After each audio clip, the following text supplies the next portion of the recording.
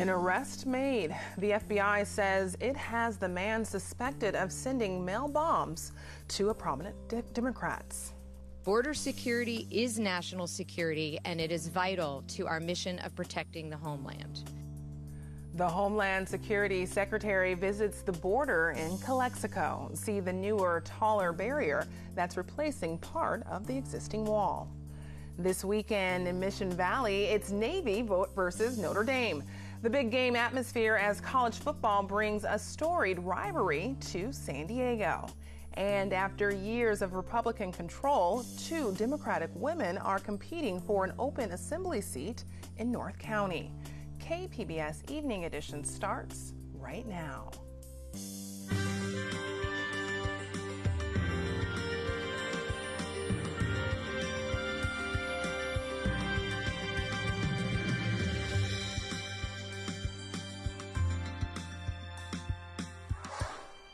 Good evening, and thanks for joining us. I'm Ebony Monet.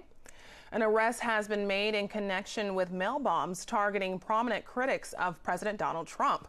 Cesar Sayoc was arrested this morning near Fort Lauderdale, Florida. The FBI says fingerprint and DNA evidence link him to the crimes. 13 packages, all containing similar devices, have been recovered. Those include one found today in Sacramento intended for Senator Kamala Harris. It's unknown if more are still being processed through the mail system. Authorities also seized Sayoc's van. It's now being searched for potential evidence. Before the arrest, President Trump complained that the bomb scares were taking attention away from the election. He later praised the work of law enforcement. These people have worked so hard, and to have done it so quickly, it's looking like it's a needle in a haystack. How do you do this so quickly? They've done an incredible job, and I want to congratulate them.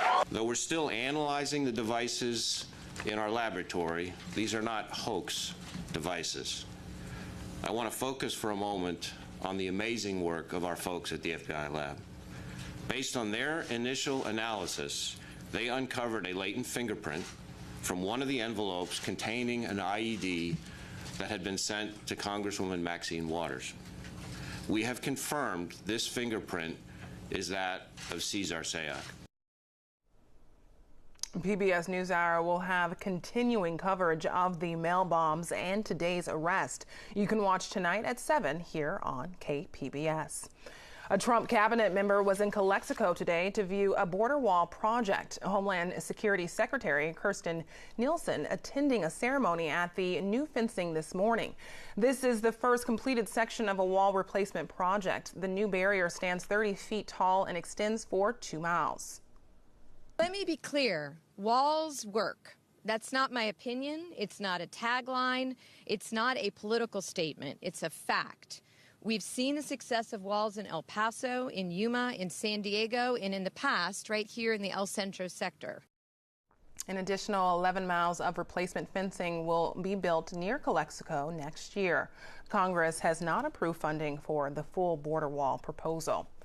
California scientists and politicians are pushing back on the Trump administration's plan to freeze auto emission goals. State leaders used a backdrop of freeway traffic in Sacramento to make their point today.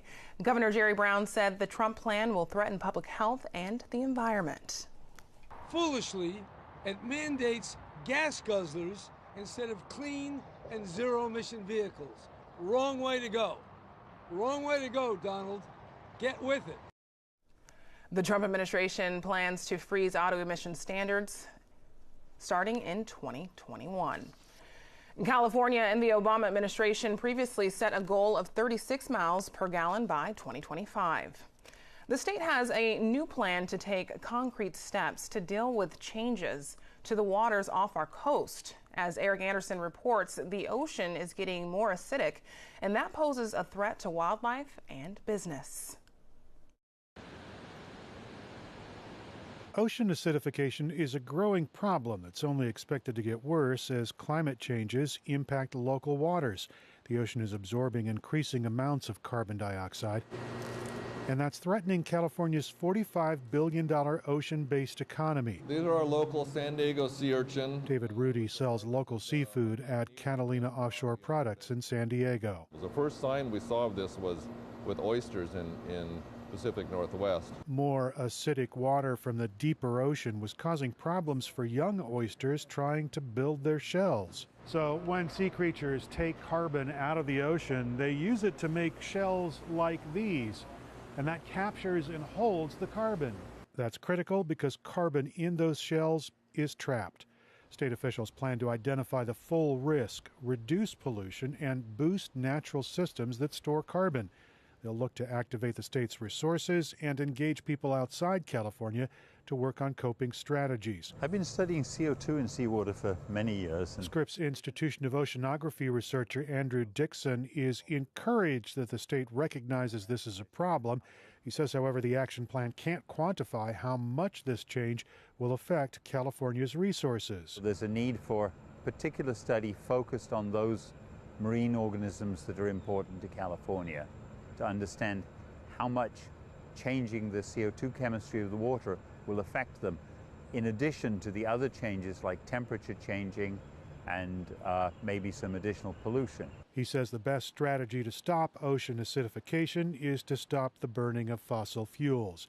State officials hope to slow the impact of an ocean that's becoming more acidic before that change hurts California's ocean-based economy. Eric Anderson, KPBS News. For the first time since redistricting, the state assembly district that includes Oceanside will belong to a Democrat. KPBS reporter Matt Hoffman has more on the candidates and the political change coming to North County. California's 76th district is turning blue. After incumbent Republican Rocky Chavez decided to run for Congress, a number of hopefuls stepped in. Out of the June primary came two Democrats, Tasha Burner-Horvath and Elizabeth Warren. Burner-Horvath is from Encinitas and was elected to its city council for the first time in 2016. I got my start as a mom trying to get in a stop sign near my kid's school. Got involved as a PTA mom, and we got that stop sign in that people have been trying to get in for 20 years. Meanwhile, Elizabeth Warren is a former journalist from New York. She's worked for nonprofits, including the social justice organization Move On. Lifelong Democrat, lifelong sort of social justice advocate. Just in my daily life, I've done a lot of volunteer work. I've always worked with nonprofits. Both women are vying for the 76th seat. Warren won the primary with 26% of the vote, while Burner-Horvath received 25%. Warren might have benefited from some name recognition. U.S. Senator Elizabeth Warren of Massachusetts is often in the national news. The 76th Assembly District is made up of Oceanside, Encinitas, Carlsbad, Vista, and Camp Pendleton. While voter registration has historically been predominantly Republican, latest figures show Dems now have the advantage. There are over 83,000 registered Democrats compared to 81,000 Republicans. There are also more than 74,000 people who declined to state a party affiliation. Among the issues facing the candidates is affordable housing, or the lack of it. You look at Vista, and it has an entirely different, layout than Encinitas, for example. Socioeconomically, it's different. So you take a look at what works in Vista isn't going to work in Encinitas. What works in Encinitas might not work in Oceanside or Carlsbad. So each city, I think, should have the flexibility to determine for itself what it needs. The state needs to stop issuing these unfunded one-size-fits-all mandates. Burner-Horvath agrees that North County presents a unique set of challenges to creating affordable housing. What's really important is to find innovative solutions that actually work to increase housing affordability in high land value areas like Encinitas, Carlsbad, Oceanside, and Vista. So I think accessory dwelling units or granny flats are a great solution, but I think we have to look at how do we increase supply that's compatible with our communities. The gas tax repeal is another important topic in the district. Proposition 6 seeks to overturn recent legislation that is raising billions for transportation and road improvements across the state.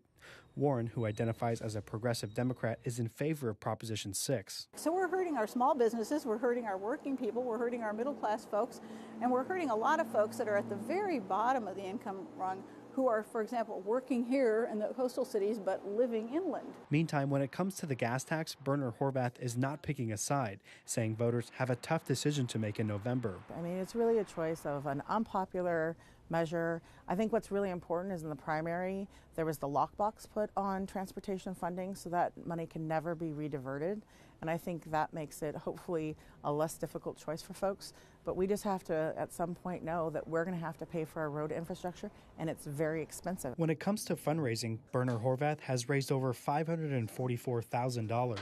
She's received support from major companies such as Anheuser-Busch, drug maker Pfizer, PG&E, T-Mobile, and some political action committees. We are spending all of our money on voter contact. That's what we're doing. This race is about making sure people understand the potential for having an elected leader in Sacramento who really understands our districts, who's from here, whose family is from here. Warren has raised significantly less at over $90,000. She says she refuses to take corporate money. Warren has received donations from MoveOn.org, Single Pay, and Fund Her PACs. But most contributions are from individuals. We have a stronger coalition because I think ultimately people power wins. Money only has the impact that we allow it to have in terms of influencing votes. Berner Horvath has a lot of endorsements. In addition to a number of organizations, she's been endorsed by nearly half the current state assembly and by a handful of state senators. Warren has picked up endorsements from a number of local government officials, including an Encinitas city councilman and 2 school board members. Even though the 76th is turning blue this November, Democrats know this race is also about 2020. That's when Republican Assemblyman Rocky Chavez could run again. Matt Hoffman, KPBS News. You can get ready for the election with the KPBS Voter Guide. We have a link right on our homepage. It's a partnership with Voters Edge California. You'll find information on all of the races and candidates right now at kpbs.org. San Diego's mayor endorses an alternative energy program. A gas tax opponent pushes back against the need for public transit and bike lanes. And Democrats hope a local race could help flip the House on Election Day. Join us for the KPBS Roundtable tonight at 8:30. Stocks fell again today to cap another volatile week. I talked about that and some of the week's other business news with SDCCU marketing lecturer and Bottom Line Marketing co-founder Mira Kopik for today's Friday Business Report. Miro, this week, proponents of short-term vacation rentals caught a break when the San Diego City Council rescinded some regulations that they passed in July. What might this mean for San Diego tourism? Well, on the whole, not too much, but what short-term vacation rentals allow tourism to have is actually a lot more tourists. Instead of just staying in hotels, they can stay in homes. The impact is interesting because this recension was driven by proponents of short-term rentals. It's driven by Airbnb and HomeAway. They did a petition that got over 60,000 signatures and forced the council to make a decision, either rescind the regulation or put it up for a vote in 2020. The council opted to rescind the vote and really try to negotiate with all the interested parties and stakeholders to come up with a better set of regulations. But until then, if the city attorney has her way, there would be no vacation rentals because the municipal code of the city of San Diego does not permit, from her interpretation, short-term vacation rentals. So in theory, if the city wanted to enforce this, there would be no short-term vacation rentals, and the big beneficiary would be the hotels. So moving on to a recent consumer report regarding automotive reliability. American-made cars didn't fare so well in this report. Can you tell us a little bit about this report and what it could mean for sales? Well, it couldn't come at a worse time for U.S. auto manufacturers. This Consumer Reports study every year on auto reliability, talks to 500,000 customers who respond to very detailed surveys about the performance of their car. And for the first time, there is no U.S. car manufacturer in the top 50% of these of car manufacturers. The highest rated auto manufacturer is Ford, coming in at number 18 out of 29 manufacturers. General Motors and Chrysler take the brunt of it. They're in the bottom end of this spectrum. And Cadillac, which defines American auto luxury, is number 28 of 29. The impact is really significant because for the last 4 months, auto sales globally and in the United States as well have declined. And so as consumers are looking at buying cars, this is going to impact their perception of U.S. brands. So it's a tough week for U.S. auto manufacturers. And speaking of a tough week, it's been a tough month for the stock market. Yes. Is it time to worry?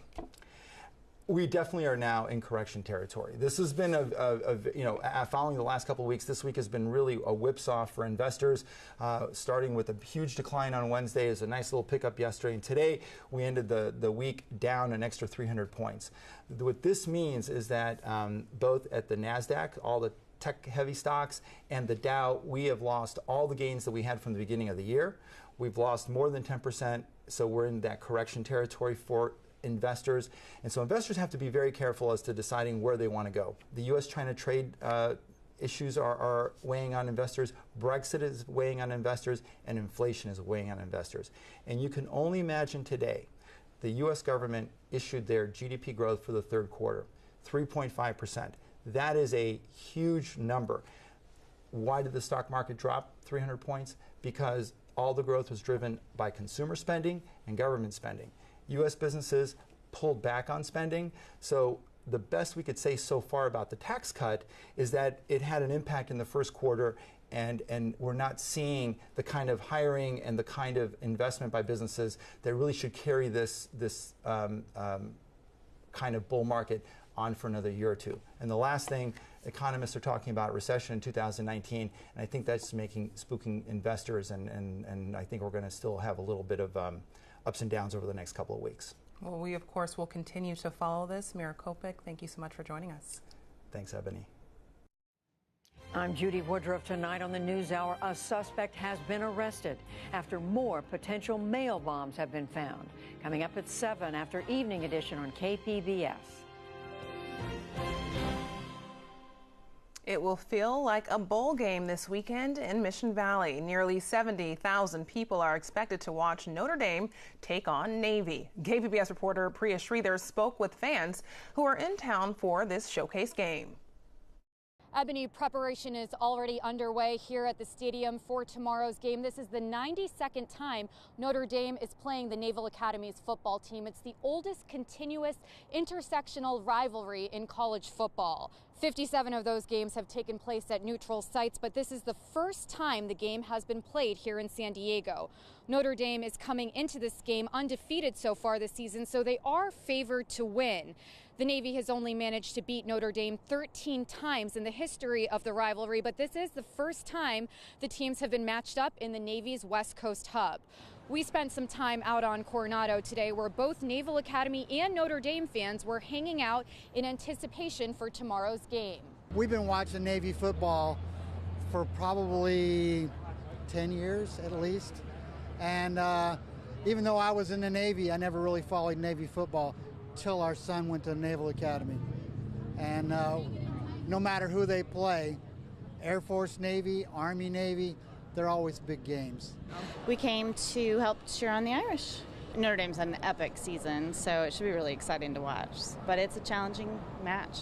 The two teams also announced some exciting news this week. The game that was scheduled to take place in 2020 in New Jersey is now going to be held in Ireland. Priya Sridhar, KPBS News. Well, we definitely saw some low clouds this morning, and that trend's going to continue as we head into your Saturday morning as our marine layer is allowing for that fog to build on in. Then as we continue into your Sunday as well as Tuesday, a tad bit cooler before we notice warmer air as well as windy conditions as high pressure is on the move, and that means a possible Santa Ana wind event once again into your extended forecast. Now, currently tonight, last 6 hours or so, not much happening on the radar. High pressure is out towards the Pacific, and that is allowing for us to remain very calm and blocking moisture coming down into the area that we do notice. So wet conditions out towards the northwest. That once again going to stay away from us. We're looking quiet tonight for Oceanside with a low of 53, cooling down to 60 in Borrego Springs and 50 in Mount Laguna, and out towards San Diego here tonight. We're cooling down into the lower 60s. Clear conditions to start, but once again those clouds begin to march back in as we head into the morning hours. Saturday, dry and warm air going to dominate the region here, not only in Southern California but out and towards Nevada as well as Arizona. will continue to remain dry for your extended forecast as well. Not much moisture on the way. 78 tomorrow in San Diego as well as in Oceanside. Out towards Borrego Springs, the high of 95, and the mid to lower 70s for Mount Laguna, and looking really nice for this weekend and into early week. Still, once again, keeping that moisture to the north. Dry conditions here in Southern California. So we do have Halloween coming up next week. Here's a look at your forecast for then. Once again, slightly cooler as we head into Sunday, into your Tuesday, then warming back up into Wednesday. And that means a good Halloween forecast inland as well. We'll be in the 90s on Saturday, then into the lower 80s Monday and Tuesday, back into the mid 80s for your Halloween. And we'll see that same cooling trend here in the mountains Monday and Tuesday, and to the 60s there, out of the 90s in the deserts and into the 80s by your Tuesday, and then for Halloween topping off at 84. Reporting for KPBS News, I'm your meteorologist, Dajia Swad. Back to you, Ebony. Northern Irish sculptor Tim Shaw has brought the immersive exhibit Beyond Reason to San Diego. KPBS arts reporter Beth Accomando explores his psychologically charged environments and the questions they raise. Please note, some viewers may find the imagery disturbing.